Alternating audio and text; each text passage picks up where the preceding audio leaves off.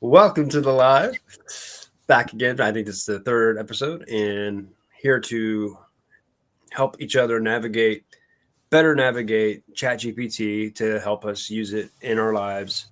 And it's just fun to explore and find out new things. We're both curious, and yeah, we like to make fun of each other in between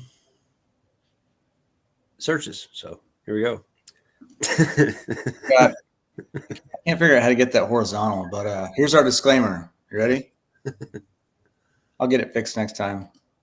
The content in this video is for entertainment and informational purposes only. We are not scientists, lawyers, doctors, or experts in any of the fields discussed. The topics we cover, including but not limited to aliens, dinosaurs, biology, space, general science, astrology, archaeology, quantum computing, AI, pop culture, and any other areas of study or whatever we can think of to research, are based on publicly available information, theories, and personal interpretations. While we strive to provide interesting and thought-provoking discussions, our content should not be taken as fact, scientific evidence, or professional advice. Always do your own research and consult qualified experts when seeking factual or medical information. Enjoy the journey of curiosity and exploration with us. Remember, it's better to burn out than fade away. This disclaimer was also written by ChatGPT.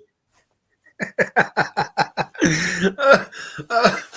do you think? It's a little long, but man, the end too. Oh, that's great. It's really not that much text, but it does take it a while to read it. Also, I chose a new. Well, okay. You should have that one, but also have like a small one for when I say something you think is stupid, is risky. That is a small one. Refer back to first disclaimer. Yes, that's a good idea. Well, we can write it right now. I've got this text thing open.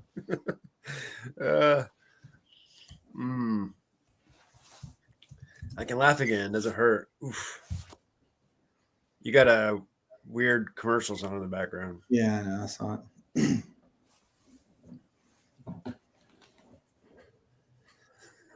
don't want to watch commercials about Valentine's Day?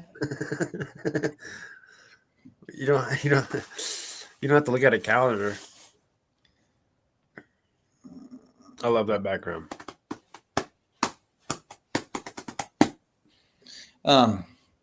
Refer to our original disclaimer.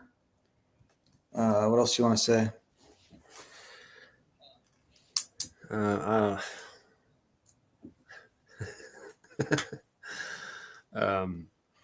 What did you say the last time you go?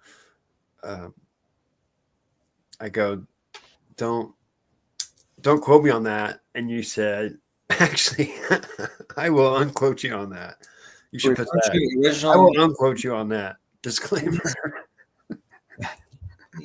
Quote.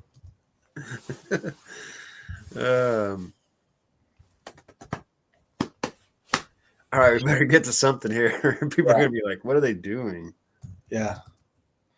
Go. What do you want to do? You say it. Aloe vera. Let's do aloe vera. Benefits of aloe vera. Original disclaimer. Please unquote anything that has been said thus far. Okay. It's better to burn out than fade away. Good stuff. Yeah, I know. I've typed a couple different things in that, and we can use it for the intro and probably come up with an outro and just play with it. Richard, I love that. You should do like Monty Python or another one or something. I actually wrote that. What? I kind of wrote that for him. So yeah. Benefits of aloe vera.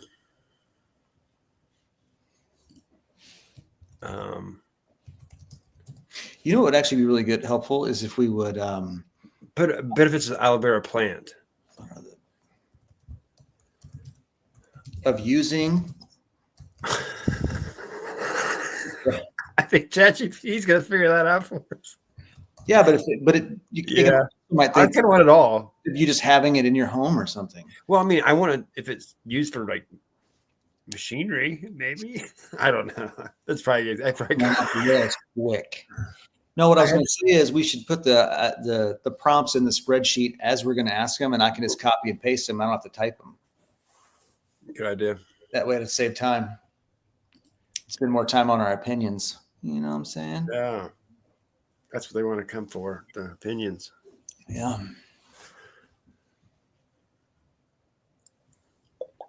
Wow, so there's a lot. Good Oral health. Should we be eating it? It I do. I eat aloe vera gel and I put it in my shakes. Yeah, I make salads out of it actually every day. Put it in Jello. It's like tapioca. I don't know what I just did. I'm gonna get there. I meant to tell you. So I chose a new voice for the speech thing, and this one's name is Ava. I thought that was kind of cool because that's the girl's name from Ex Machina, the AI chick.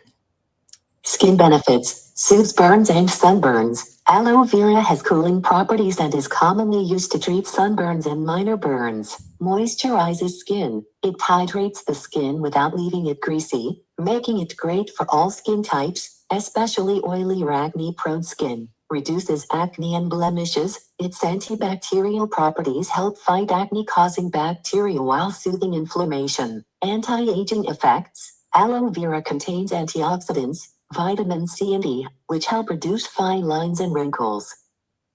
Antibacterial, I didn't know that. I had no idea. I think we should have all been doing that forever. Yeah.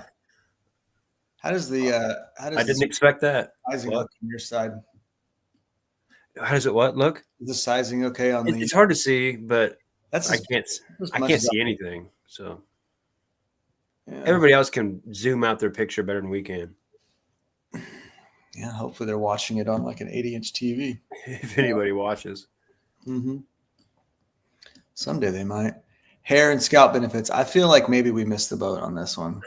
Yeah, I think a little too late, but we could probably skip this, but some people do have hair. Hair and scalp benefits. Promotes hair growth. Aloe vera contains enzymes that help repair dead skin cells on the scalp, promoting hair growth. Reduces dandruff. Its antifungal properties help combat dandruff and itchiness. Strengthens hair. Aloe vera provides hydration and nourishment to hair strands, reducing breakage. So we should basically take an aloe vera bath. I'm in so far. Digestive and internal health. I do drink. I get the aloe vera gel that I mix in my daily drink often. Digestive and internal health. Aids digestion. Aloe vera juice can help with digestion, relieve constipation, and reduce bloating. Supports gut health. It has anti-inflammatory properties that may help with conditions like IBS, irritable bowel syndrome, and acid reflux. Boosts immunity. Aloe vera contains vitamins, minerals, and antioxidants that support overall health and immunity. That's cool. I mean, forever they just said that. Speeds up wound healing. Sorry. It is used to treat cuts. Speeds up wound healing. It is used to. Sorry, what were we saying? I was just saying forever that was just kind of like, what people said it did. We didn't know for sure. I don't know. Makes you wonder where they're getting this info. I mean, I hope that's true. I believe it, but wish we had some resources where it's coming from. You want them? They're probably down there at the end. Yeah. I'm going to check facts. Improves gum health. Aloe vera has antibacterial properties that help reduce plaque and gum infections. Freshens breath. It can help combat bad breath by killing harmful bacteria in the mouth. So, literally, we should just be eating it and bathing in it. Cool. Mm-hmm. That's weird. It didn't cite my sources on that. I wonder why. If I turn something off or if I'm out of the. Wonder if I have it.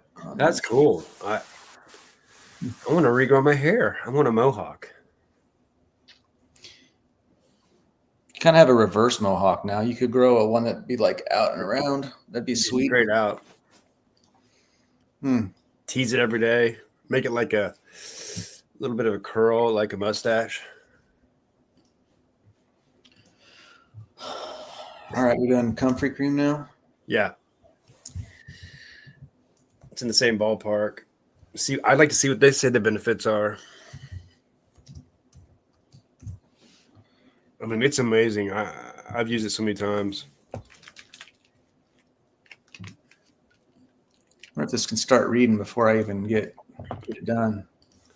Comfrey cream is a topical herbal remedy made from the comfrey plant, Symphytum officinale. It is commonly used for pain relief, wound healing, and reducing inflammation due to its high content of allantoin, rosmarinic acid, and tannins, compounds known for their soothing and regenerative properties. How comfrey cream works: speeds up healing. Comfrey contains allantoin, which stimulates cell regeneration and helps wounds, bruises, and sprains heal faster. Traditionally used for bone fractures, hence the nickname knit bone, it helps tissues and skin recover quickly. That's awesome. Excuse I me. believe it. My broken ribs, I started slathering on, and it started working lots better. Yeah. Rosmarinic acid in comfrey has anti-inflammatory effects, making it useful for arthritis, muscle pain, and joint stiffness. It is often used as a natural alternative for pain relief in sprains, strains, and back pain. That's why I said you need to have someone rub it on your back whenever it goes out. Mm-hmm. Keep coughing.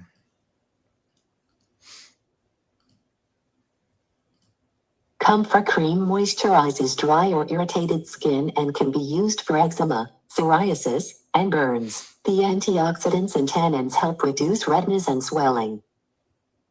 It's $25 on Amazon for comfrey cream. It's cheap. Yeah. I think 8 ounces, and it lasts me quite a while. What are tannins? Write it down. We need to look it up.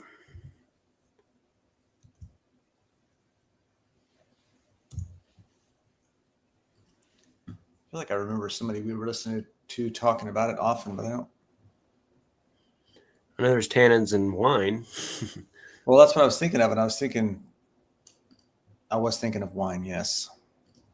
Tannins are a type of polyphenol, a naturally occurring compound found in many plants, including tea, coffee, wine, nuts, fruits, and herbs like comfrey. They have a bitter, astringent taste and serve as a defense mechanism for plants against herbivores and infections. Functions and benefits of tannins: astringent properties. Tannins cause tissue contraction, which helps tighten and tone skin and mucous membranes. This is why tannins in comfrey cream help reduce swelling, redness, and irritation.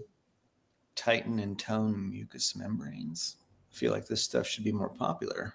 I usually give it out for gifts. Please unquote anything that has been said thus far.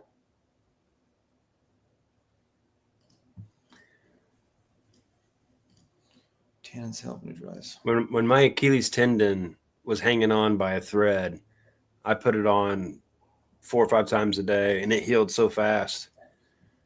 And when I went back to my doctor, she was like, "Which one was it?" She couldn't, she didn't remember. She couldn't tell because it healed so much. Mm-hmm. Interesting. All right, next section. Tannins help neutralize free radicals, protecting cells from oxidative stress and aging. They reduce inflammation, making them useful in treating skin conditions, bruises, and joint pain. 2 things we need to have: aloe vera in the house, and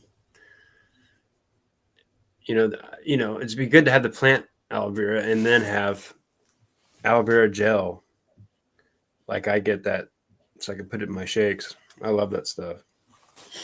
I never used that in any kind of a smoothie or shake. That'd be good. I put it in my everyday drink that I mix sometimes. I do that too.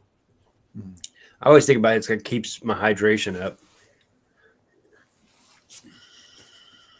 Like it holds on. It doesn't run through me with like water does as fast. Even though it's probably just a thought. What's next? Well, how the Bible was compiled. Just kidding. If anybody's in here, throw up a comment in the chat.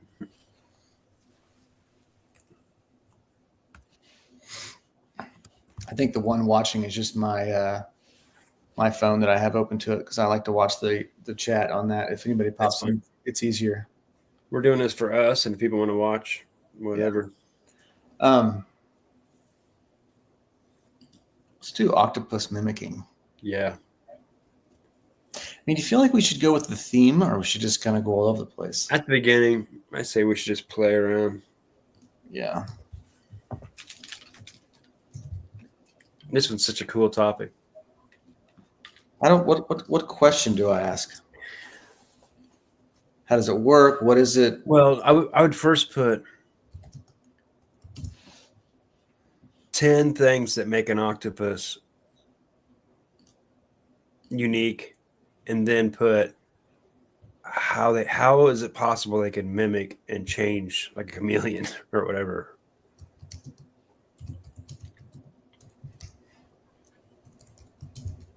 Because I've watched those videos, it's insane. They actually mimic like other fish. Yeah, that was insane. Coral reefs, the color of the reef. Mm-hmm.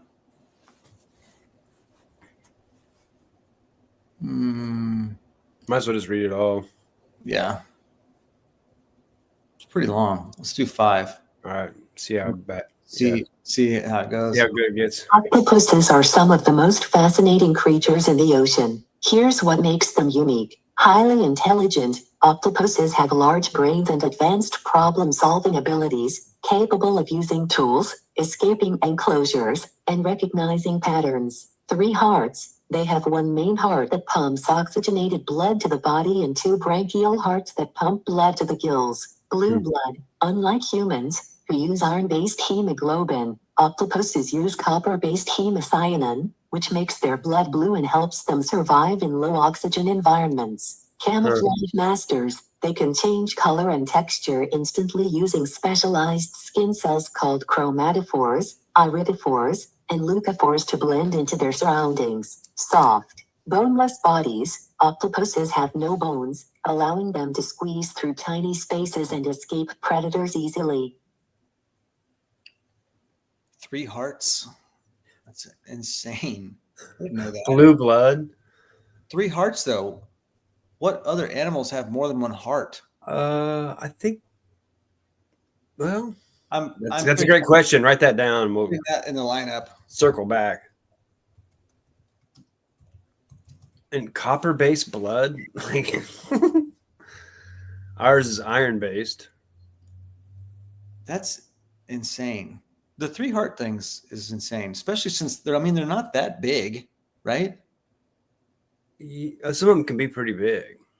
Yeah, the ones we were looking at weren't. Not bigger than a horse, right? Horses have 1 heart. Oh, I think some of them can be. Really? Yeah. But I think most of them are small, though. Again, if you're listening to me now, refer to the disclaimer. It's in the descriptions. I literally don't know what I'm talking about. I will actually unquote you on that one. Unquoted. Oh, there's a whole nother section about the mimicking thing. Yeah, let's. Okay, moving on. Males die after mating? What?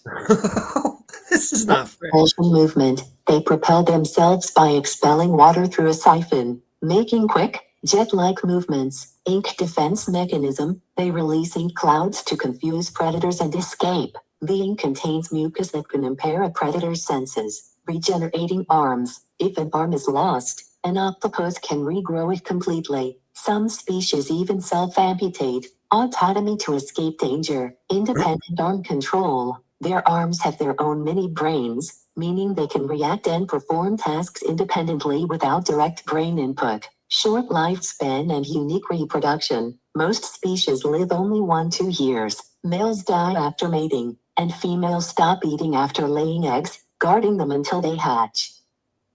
That may be the most interesting thing I've ever heard in my life. No kidding. It's like every weird thing about every land animal is in one animal. Yeah. That's crazy. Well, what was the other thing I was going to do? Like, how do they die? Like, why That's do they too die? much. Why do they You should die? have said, what's Does 50 thing? Does the female kill them, or does the one That's a round? good question. Talk about being We should have done disappointed. 50. Talk about being disappointed with not getting a second round. You know, One only. I don't even think I hit it all. Boyfriend didn't quite get there, and then he died. No, he's an octopus, so that's what happens. So it would last longer. Why can't they live longer? That's cruel. Finally, it felt so good. How do you spell octopuses? Is it plural or is octopus? Octopi. Octopi? Seriously? I don't know. It'll figure it out for you. It'll translate it. I know, but I don't want ChatGPT to think I'm dumb, you know? Yeah, I'm sure you're worried about how ChatGPT thinks of you. I mean, I got good results from searches. It's like, bro, we've seen what you plug in. We know who you are. We don't want to work for you no more. Why? We don't like your prompts. So dumb. I'm gonna put, how do octopuses die after mating? Man, if the female kills them and lays eggs in them, it's gonna be awesome.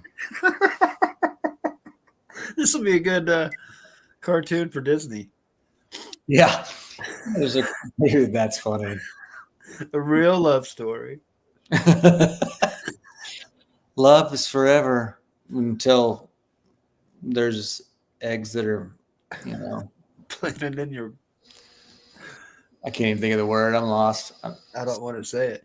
Yeah, there's some things I was going to say that I don't think I should. All right, I'm moving on to this. The mimicking part works. Some species like the mimic octopus. All right, here we go. Some species, like the mimic octopus, Thaumaoctopus mimicus, have evolved to imitate other animals for survival. Mimicry mechanisms, color and texture changes, chromatophores in the skin allow them to match the color of sand, coral, or nearby objects. They can also alter their skin texture to look like rocks, seaweed, or spiky creatures, imitating other marine animals. The mimic octopus can shape its body and move to resemble lionfish, spreads arms to mimic venomous spines, sea snakes, tucks 6 arms away and waves the other 2, flatfish, flattens its body and moves like a soulfish. So I think you sent me a video recently of the octopus, and that was crazy that it mimicked another fish so well that the other fish thought it was a female and started chasing it like it wanted to mate with it, and it was like trying to get away. I think it was that pufferfish it looks really weird. It's got all the. I think it's cool too when they do like they act like seaweed and they go with the waves too. I mean, they go full character, like. All right, I'm gonna read this last part. They observe and copy the. Wait, what were you saying? I was saying real quick. I didn't know the ink. Paralyzed. I didn't know it had something in it that made you like, messed up your senses or whatever too. I just thought it was just confused you. I didn't know it was like had like a kind of a poisonous or something in it. Behavioral mimicry. They observe and copy the swimming patterns or postures of the animals they mimic, making their disguise even more convincing. Adaptive intelligence. They assess threats and choose which mimicry works best against a predator. Crazy. Good Lord. I like to know what their hunting skills are. It's like all defensive. You know what I mean? Like what do they attack and what do they eat? And how do they attack?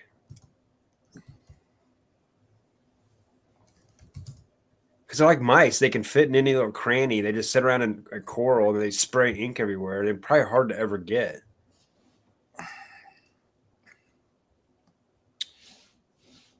Carnivorous? I didn't expect that. I did not expect that. I did not expect that.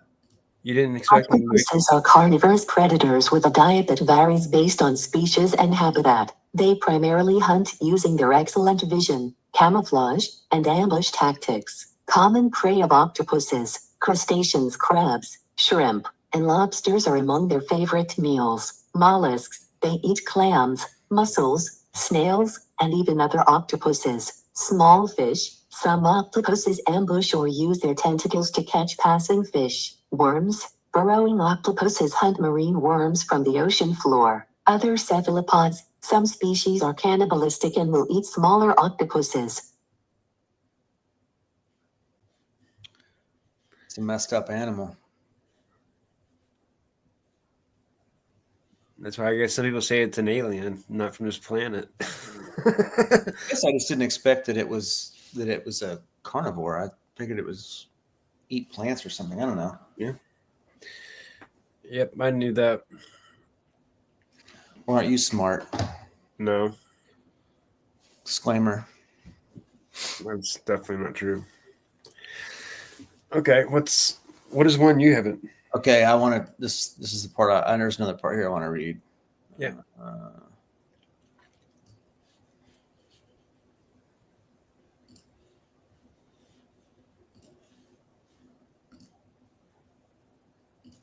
How do octopuses eat their prey? They capture prey using their strong, suction cup-lined arms. Their beak crushes or breaks the shell. They use their radula, a toothed, tongue-like organ, to scrape and consume the soft flesh. If needed, they inject paralyzing enzymes that dissolve the prey inside its shell. Some species, like the giant Pacific octopus, have been known to hunt sharks or even seabirds if given the opportunity. I'd rather get eaten by a bear than that thing. Like, that sounds awful. We should do a movie, Bears Against Octopus. That sounds wins? awful. It has a beak and a tooth-like tongue that can inject Venom. enzymes in it that will paralyze you. It sounds awful. Turns you into mush before it gets in your body, before they even eat you. Okay, actually, we have to look up one more thing about octopuses. Yeah. Why they die after mating. That's what I really want to we know. have to. How do octopuses die after mating? Well, how do male? Let's give it some more info. Okay.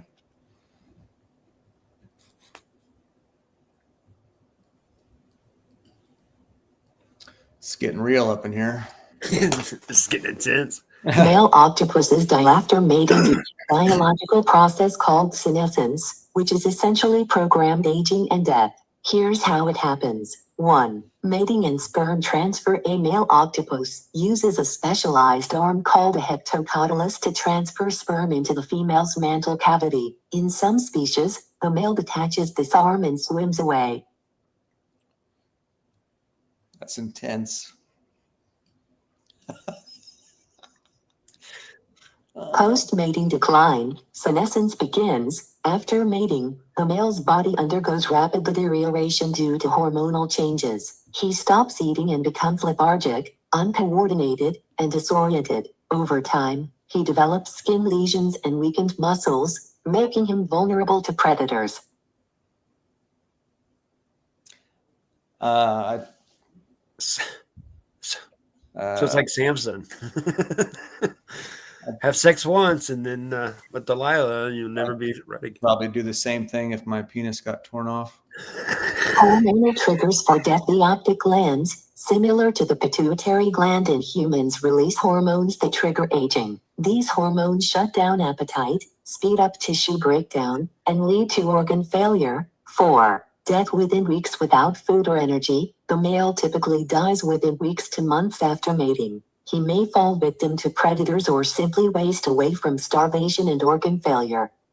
So basically, octopus has sex. The action of that rips its penis off, and then he quits eating and basically kills himself through starvation because he's so depressed. He's like, that was awesome, and I can never do it again. Fuck this. That's horrible. Why does this happen? Actually, Well, why does the female die too? Like, here, listen. This programmed death ensures that males don't compete with their offspring and maximizes reproductive success by preventing them from mating multiple times. Would you like to know how female octopuses die after laying eggs? yes. What a horrible life. Everybody just dies all the time after they Mate. You think everyone's like go, hey, psst, don't have sex. Just telling you. Yeah. Why don't you have a girlfriend? Do you know what happens when you do that? Let's go watch Timmy. This is insane. Like males, female octopuses also die after reproduction, but their process is even more traumatic. Their death is triggered by their maternal instincts and hormonal changes. 1. Laying eggs and brooding after mating. The female finds a safe den and lays thousands to hundreds of thousands of eggs, depending on the species. She carefully arranges them in strings and constantly tends to them, fanning water over them to provide oxygen and protecting them from predators. Do you have anything to say? Let's have a moment of silence. I'm freaking out, man. She stops eating due to a hormonal shift from the optic glands. She completely stops eating and devotes all her energy to caring for the eggs. Even if food is nearby, she refuses to eat, leading to severe weakness and deterioration. 3. Physical decline and self-harm. As your body breaks down, she loses muscle mass, becomes disoriented, and may develop white patches or lesions. In some cases, females have been observed mutilating themselves, biting off their own arms in the final stages of senescence.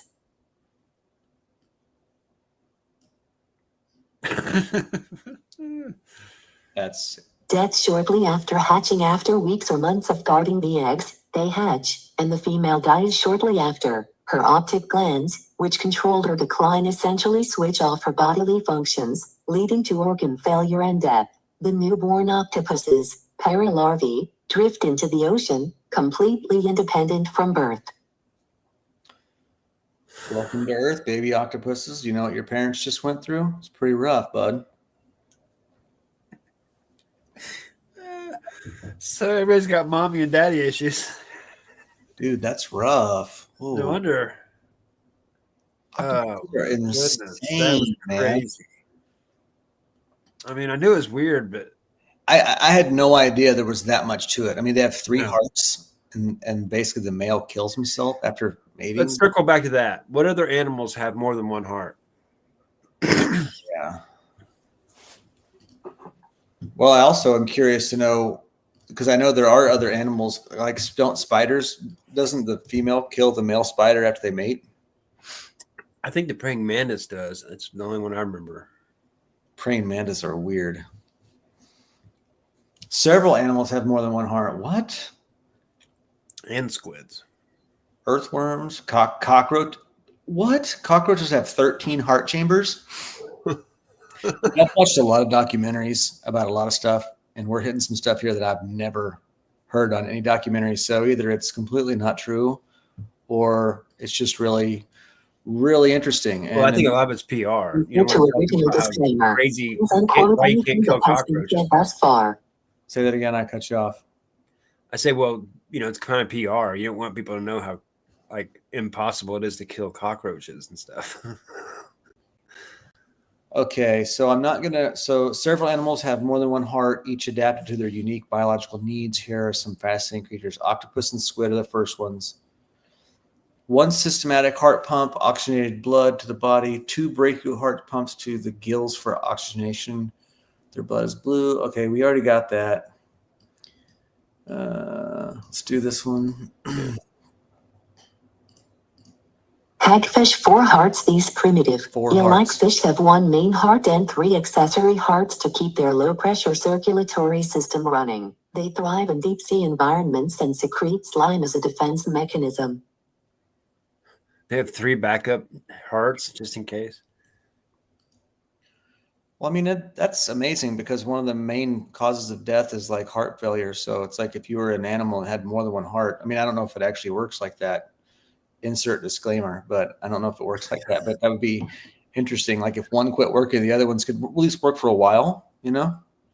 We should have a clip of like Pseudo-hearts. Earthworms don't have true hearts, but instead have 5 pairs of aortic arches that act like hearts to pump blood through their long, segmented bodies. Earthworms don't even have hearts. pseudo heart. Okay, this cockroach thing is disgusting. I cut you off. Did you have something else to say? I just kept the AI reading. Yeah, it don't matter. You're too enthralled, aren't you? You just want to keep going? Yeah. Cockroaches up to 13 heart chambers instead of a single heart. Cockroaches have a long, tube-like heart with 13 chambers that pumps blood, hemolymph, throughout their body. Their circulatory system is open, meaning their blood directly bathes their organs instead of flowing through veins and arteries. Interesting. There's the open heart. No, it's just saying that their blood is just all throughout their body. But that's Yeah. how aren't most bugs like that? Because they're like they have an exoskeleton, so it's like the hard shell on the outside and the inside is just like mush. I guess it's even, I don't know, more so. Insert disclaimer. This is what they already did hagfish. Why is it bringing this one up again? Don't do it. Some deep sea sharks have secondary circular pumps that help them maintain blood flow in extreme depths. It's because of the depths. Yeah. Yeah. Why do these animals have multiple hearts? To improve oxygen delivery, e.g., cephalopods need it for fast movement, to function in low pressure or low oxygen environments, e.g., hagfish in deep sea environments, to support segmented or elongated bodies, e.g., earthworms need blood flow throughout their entire life. You want to look at another? Did you get all you needed out of that? Yeah. I think another one we should look up. I watched the video once on is why male eagles go and hermit themselves and break their beaks when they get older. I don't even remember. I just remember how weird it was and thinking, wow, this is so strange. So we started out with aloe vera, and now we're talking about the sexual life cycle of octopuses and eagles. So why do eagle males what? Eagles. Why do eagle males break their beak and go into be a hermit or whatever? Solitude. Go into solitude.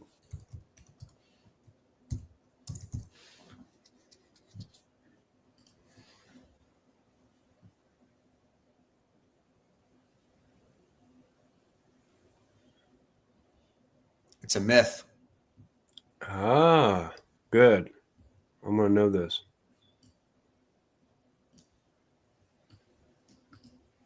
I'll just do this first paragraph in case we don't need it. The narrative that male eagles intentionally break their beaks and isolate themselves to undergo a rejuvenation process is a myth and not based on biological facts. This story suggests that eagles, upon reaching a certain age, will break off their beaks, pluck out their talons and feathers, and undergo a transformation to extend their lifespan. However, this is not supported by scientific evidence. There you go. It's good to know. It was probably some symbolism thing. You know what I mean? Mm-hmm. It was all just a symbolism, something they believe in. It was some story that made it sound neat. What's another one? What we got? I don't know if I can go on. The ones we've done have been so intense. Oh, is it past time? No, I'm kidding. The whole octopus thing was so intense. It was intense. Who knows what the next 10 would have been on unique things? It probably would have been still awesome, honestly. Yeah, we could do 20 things that are unique about octopus. That's crazy. We should do side hustles, second income jobs for 2025. Top 10 side hustles projected for 2025.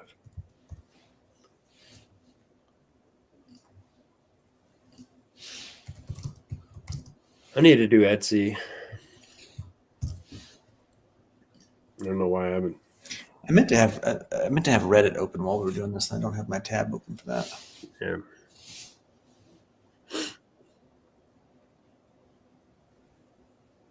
Huh. These are weak. Selling digital products, drop shipping, social media management, freelance writing or copywriting, e-commerce, content creation, virtual assistants, affiliate marketing, online. Handyman's like the only one that's feasible without like a gatekeeping. $500 a day.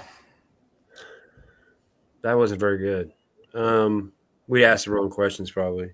Yeah. It's because it doesn't know what, you know, Well, and also it's probably pulling just all of the things that has worked or what's or the trending. things that there are the most of on the internet. It's going to show that. That's what I was going to say. All of this stuff is what's going to come up if you were to just search that. It's the top 9 are basically hustles that are on YouTube trying to get you to buy stuff.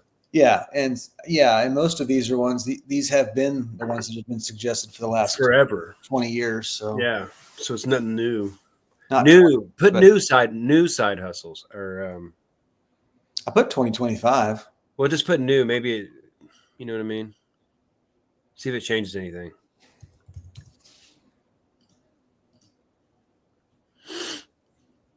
I agree. That was about the weakest thing we found. I don't think we asked it right.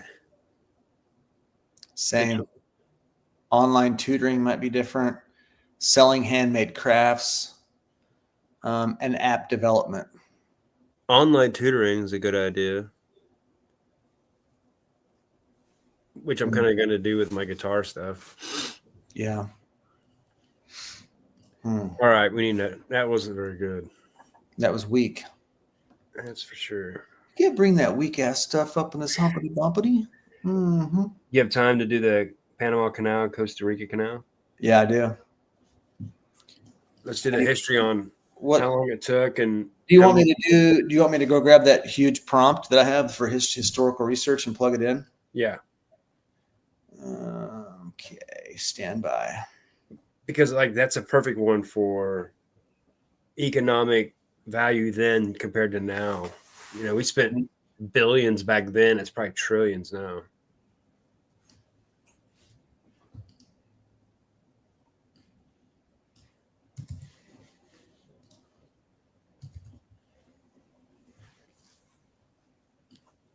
I think it was like 20 years they took to build it or something crazy. So we're doing Panama Canal construction or Panama Canal history or Panama Canal information? What's the construction? It'll probably give us some history anyway. So we can go back and change it if it. Yeah.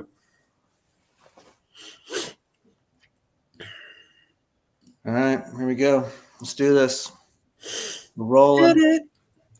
I need to come up with the sound. It's almost like Jeopardy. You just do Beastie Boys. Kick it.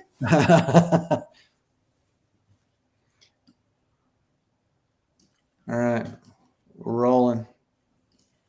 Overview of the Panama Canal construction. Key dates. French attempt. 1881 to 1889 under Ferdinand de Lesseps, the engineer behind the Suez Canal. U.S. construction. 1904 to 1914. After the U.S. took control of the project, the canal officially opened on August 15, 1914. Location. The Panama Canal is located in Panama, a country in Central America, connecting the Atlantic Ocean, via the Caribbean Sea, to the Pacific Ocean. It cuts through the Isthmus of Panama, a narrow land bridge between North and South America. Okay, I knew that. Major participants. I don't think we need to read that. That sounds pretty standard. We can do the social and political context, you think? Yeah, down to the economic. Go ahead and do the economic. All of it at once? Well, yeah. Okay. It's going to take like 30 minutes, but yeah. Mm-hmm. Social context. The construction of the Panama Canal was shaped by the global demand for faster trade routes between the Pacific and Atlantic Oceans. It was also influenced by the labor conditions in the early 20th century, with workers enduring dangerous conditions, particularly during the French attempt, where many succumbed to diseases like yellow fever and malaria. The U.S. later implemented better sanitation measures, which significantly reduced the mortality rate. Political context. The construction of the canal was a highly political affair. French failure. De Lesseps' failure was a major embarrassment for France. U.S. involvement. The U.S. used its political and military influence to help Panama gain independence from Colombia in 1903. The Hague-Novarilla Treaty allowed the U.S. to lease the canal zone for 99 years, granting them control over its construction and operation. The canal also raised questions of imperialism and U.S. interventionism, as it was part of the broader trend of U.S. expansion and control in Latin America during this era. Economic context. The canal represented a massive economic investment, estimated at over $350 million in the early 1900s. It promised to significantly shorten travel time between the east and west coasts of the U.S., facilitating global trade, especially for maritime commerce between Europe, the U.S., and Asia. The construction also sparked debates about labor costs, with large numbers of immigrant laborers used, particularly from the Caribbean and parts of Asia. You know what you should do? Type in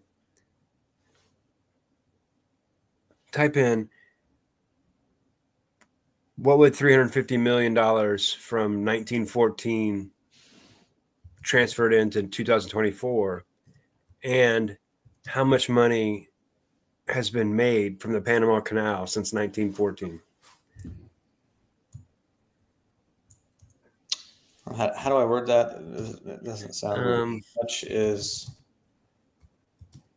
Just do that in first. In 1914? Yeah. From 1914. Yeah, that works. Hopefully that should get it. That's usually how they word it. I don't know. Maybe Chat GPT can figure it out. Should be easy.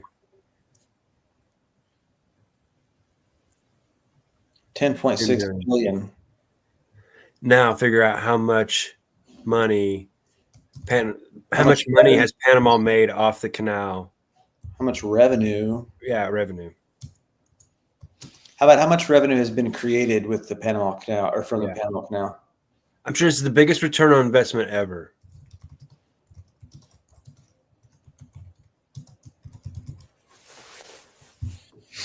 To not have to go down by Antarctica where like boats capsize all the time.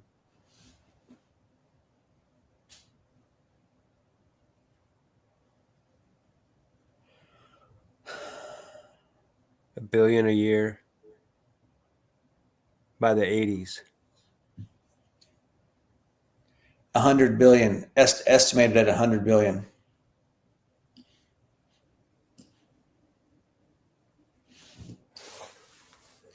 $12,000 transits per year, handling more than 12% of world trade. Does that mean that 1,000 ships go through it a month?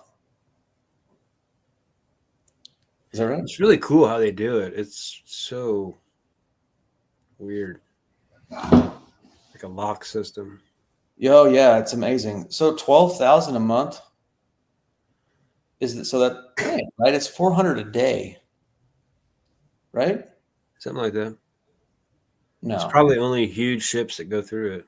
That can't be right. 12,000 divided by, it's 32 a day. Still a lot. I figure it'd be more than that. It's probably because it's so expensive. They're probably like, yeah. That's less than one every hour. If you did one an hour, it'd be 24. I definitely thought it'd be more than that. I mean, that means there's one going through like every 45 minutes. I guess most stuff is going across the Pacific, really. China to here. It's interesting. Suez Canal is probably a bigger deal. That way it doesn't have to go around Africa and it goes to Europe. They can go right to Europe from China.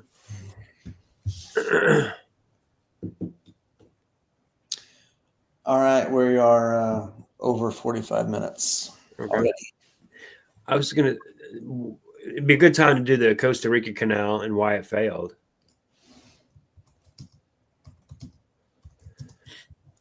And I think it was right before the Panama Canal started.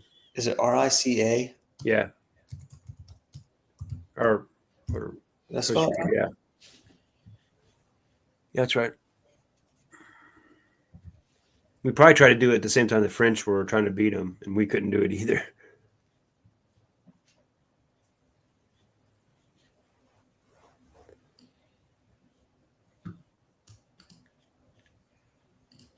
The Costa Rica Canal, which was proposed in the 19th and early 20th centuries, ultimately failed for several key reasons related to engineering challenges, political factors, and financial limitations. Here are the primary reasons why the project was unsuccessful. 1. Engineering and geographic challenges. Terrain and topography. The proposed canal route in Costa Rica faced significant geographic challenges, including mountainous terrain and high rainfall. The path from the Atlantic to the Pacific required significant infrastructure to cut through rugged land, with steep slopes and the need to construct tunnels and bridges. The altitude difference between the two oceans was another hurdle, and the effort to dig a canal through such varied terrain was far more complex than initially envisioned. That's a fascinating thing to think that one ocean is higher on one side than the other. Right.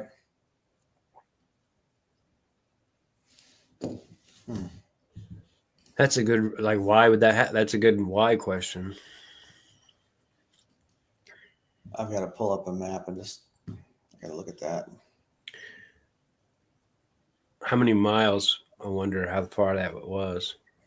From where to where? Costa Rica from, if I remember right, there's a bunch of like small swampy areas and stuff too down there in Costa Rica where they tried it. You could probably see it pretty easy where they did it, where they tried it. Have you seen on Reddit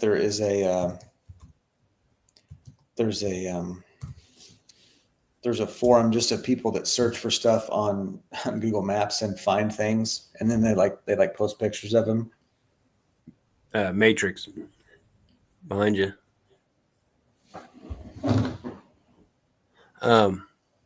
Yeah, it's got to do an ad. Well, I can't imagine like trying to cut that through mountains and stuff. I think Panama was a lot flatter. Oh yeah. Oh wow. Yeah, right there. You can tell where it's at. Where they tried it. And Panama was so much. Oh, is this the canal right here? Yeah.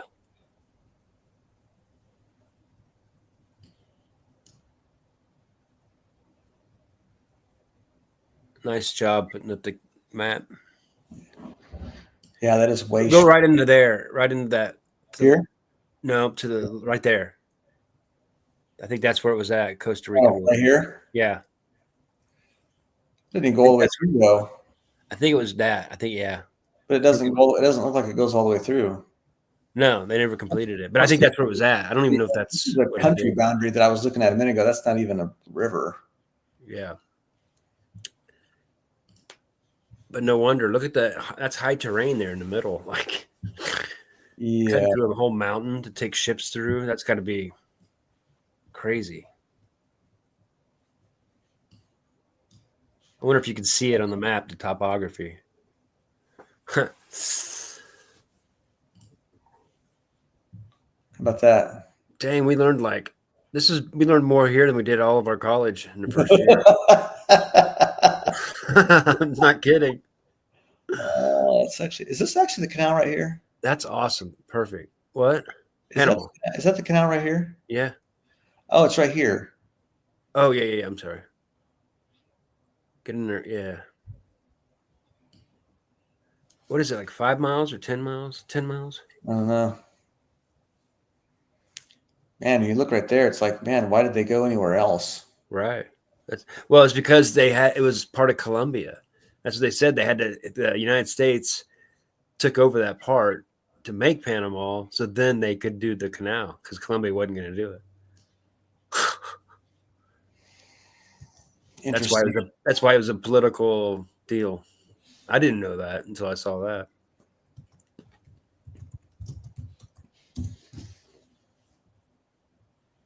I bet that's beautiful though, like down there, all those mountains and all the sea right there. Yeah. I'm pulling up a better view of it. I'm going to bring it over. So there you can see. the path. Yeah. So it comes through here and cuts through like that. Looks like the Puget Sound kind of. Oh, so they did have to carve through there. Yeah. Shoot, I didn't know that. So they must have. That's interesting. They have two different ones, one in and out. It's just that rainy down there, huh? Well, you could title the video now "Exploring the Panama Canal." That'd be a fun one. People might pay attention to because of the people talking about it. All right, we're pushing Yeah. now. Are you ready to wrap up? I need to eat. Do we need to do the disclaimer again? Why not? Let's see how.